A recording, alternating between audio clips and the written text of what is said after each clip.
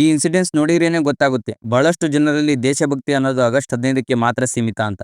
ನೋಡಿ, ಆಗಸ್ಟ್ 15ಕ್ಕೆ ಎಲ್ಲ ಜನ ಕೂಡಿ ಧ್ವಜಕ್ಕೆ ಗೌರವಿಸಿ ಬಲಿದಾನ ನೀಡಿದ ವೀರ ಯೋಧರನ್ನು ನೆನೆದು ಮನಸ್ಪೂರ್ವಕವಾಗಿ ಸ್ವಾತಂತ್ರ್ಯ ದಿನವನ್ನು ಆಚರಿಸುತ್ತಾರೆ.